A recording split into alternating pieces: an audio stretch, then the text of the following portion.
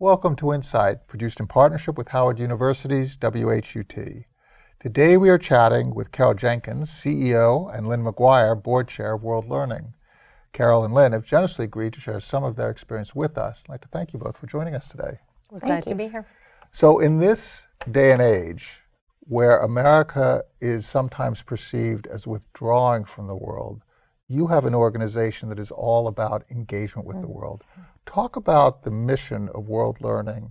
Carol, if you could start, and just describe your history and what you've done. Sure, well, thank you. Yes, World Learning is an organization. We've been around for 85 years, and we're a nonprofit. And our mission is to work with institutions and individuals to create a more peaceful and just world.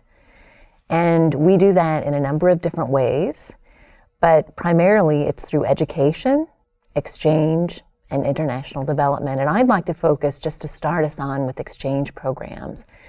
Because the work that we do with exchange programs is we send Americans overseas and we bring people from other countries to America. And oftentimes in both of those venues, they are mixing together. They're mixing with people from other countries, not just from the country where they've come from. And they're learning by, as our founder used to say, people learn to live together by living together. Our programs are experiential, and they are rooted in the culture and the experiences of where people have come from so that we can get to know each other better. And so we're an organization that reaches out, and that's how we started. And it really engages people from all over the United States. On the board level, there are members from all over the United States and different sensibilities. And you're talking about infecting the minds and attitudes of Americans and of people from outside this country through exposure to each other, aren't you? That's exactly right. Again, it's that learn to live together by living together philosophy. And at World Learning, that's very deep and very meaningful. We are known for our experiential kinds of programs. We are known for authenticity, for having genuine experiences, and it all stems from that root philosophy about really understanding other people. And you can't do that unless you're face to face and authentically trying to learn from them. So how do we bring people together to do that? We can do that here in the US, and we can do it globally, and we do both. Now, so often that kind of exposure, because of the logistics required to actually travel to another place and find a place to live and so on, is restricted to people of means. How do you function? We are an organization that provides resources to individuals who might otherwise not be able to afford these kinds of experiences. So we scholarship about $2 million a year for individuals who meet that criteria. We thankfully have very generous donors, some of whom have been part of our programs. They've actually gone on our programs over these 85 years, their children, their grandchildren, and so they're able to support others who, through the scholarships or other mechanisms, to provide this opportunity, and then they also provide full pay tuition. So we intentionally reach out across the country when we're looking for individuals to go in these programs and when they're coming to us to find ways in which to ensure that everyone has the chance to engage in this kind of program. We have some wonderful new partnerships. We're working with UBS right now, and we offer, 200 young men of color from New York City, and I think we're adding other cities as well, to study abroad during the summer before they go to college. So it's a way of, and most of these kids have not been out of their home cities, never mind the US, and then you get to send them abroad.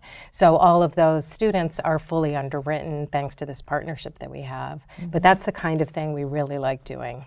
And this is one of the key issues that we face today. There's been a lot of news coverage about this American administration's attitudes toward different countries and different racial profiles of those different countries. Talk about how you address those issues and ensure that you are exposing Americans and people from other countries to America, but based on different criteria that is thinking about citizens from different areas of the world and might have different cultures, different religions, different complexions? That's a great question, and one that we grapple with because we are dealing with people from so many backgrounds. And you need to be very sensitive to what their issues are and what their needs are, their religious backgrounds, et cetera. And so, and their cultural norms. And their cultural norms. But that's also part of what our organization does with the methodologies that we have, with the master's programs that we run and our other programs, where we actually teach individuals at the college level, so the undergraduate level as well as the master's level, in how to work in different cultures to bring about peace and reconciliation. So we actually do that in the other part of the organization that is part of World Learning. And so with that, we're able to support individuals with special needs, with special requirements, and make sure that they have a fulfilling experience both here and when they go overseas. I had the opportunity to meet with some of our Iraqi young people and undergraduate students who we bring to the U.S. for experiences. They go across the country, they live with host families, they meet with different universities and colleges, they meet with NGOs, etc., across the country. And they came back to DC for sort of a final event where they could come together as a group, several hundred, and just reunite and experience just what it was like with each other, reflect upon what they had learned and gone through. And during that time, they were also able to meet with some of their own government officials who were based in Washington, D.C. So you've got Iraqi youth meeting with their own officials who work for the government. And I watched several of the students ask very pointed, very specific questions that were polite, that were diplomatic, but that were very, very aimed at addressing some of the concerns that they have for what's going on in their own country. And they weren't afraid to air those issues, nor was their own government working here afraid to hear from them. And it was a wonderful exchange of dialogue where they learned how to ask hard questions in respectful ways toward a particular objective that could bring about positive change. Now, in terms of the staff competencies and the volunteer competencies that you have, that is quite a wide range of different competencies that you're describing. You're talking about culturally sensitive facilitation. You're talking about how do you guide young people through their experiences. We have, of course, you're managing an operating institution, so you have financial management, workflow, all that. You raise money. Talk about the structure of the organization that allows you to deliver these services, and also if you could talk about the scale of the services that you deliver in how many countries, the budget, and so on. That would also be very illuminative. Yeah, we have evolved into being a somewhat complex organization, I would say, in some ways, simple in others. The complexity is that we have an NGO that does development and exchange work, and then we have an educational arm which does undergraduate study abroad and graduate degrees, and so we have the educational campus up in Vermont, and we have the NGO headquartered in DC. That said, there's a lot of back and forth between the two, and the fundamental values across everything we do are the same. But it does create some complexity because we need people that have deep competencies in the NGO world and deep competency in the education world, and those are not the same. Right. But that's no different than any large company, right, with multiple kinds of business lines. But our business lines are very tightly related in that it is about creating a civil society. It is about making the world a more just and peaceful place through education, development, and exchange, no matter which arm you're looking at. And what is the total budget of the organization? It's about $150 million. per year. The NGO piece is about 100 million, and the education piece is about 50. Kind of shakes out to that. We have how many employees? There's about 2,000 Right. across the world. Right. And how are they distributed throughout the world? We work in about 150 countries, and in each country there's a slightly different presence, slightly different composition of staff, because it depends on the type of program that we're running there.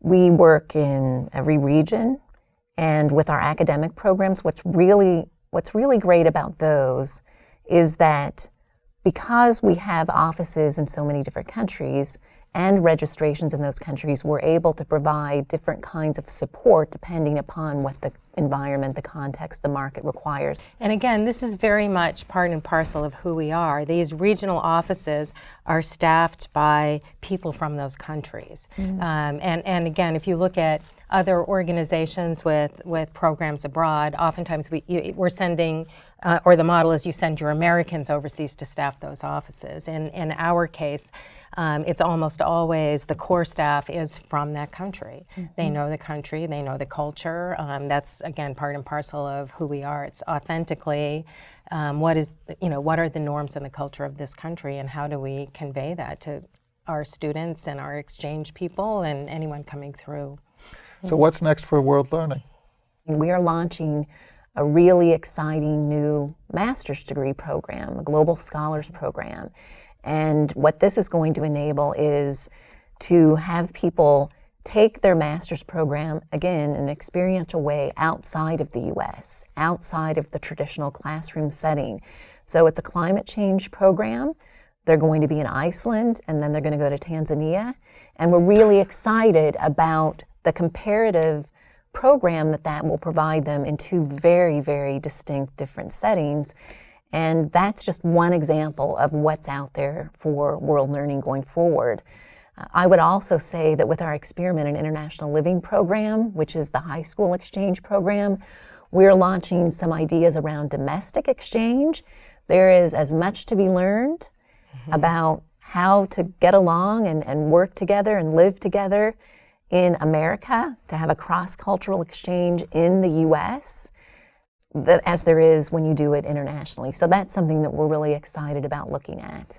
Yeah, and these programs that Carol is talking about, really what we're trying to do is leverage these regional overseas kind of centers that we have and using them across multiple platforms. So we have in-country experts, and so we can bring students there to earn their master's degrees, or we can bring exchange students in, or we can use that as a base to send exchange people to the U.S. So really trying to leverage those global strengths that we have across all of our different services.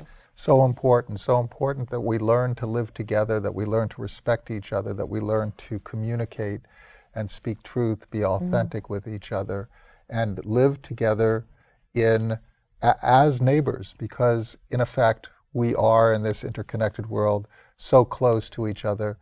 Lynne Maguire, Carol Jenkins, thank you so much for sharing the work of World Learning with us to bring this world together, and thank you so much for your insights.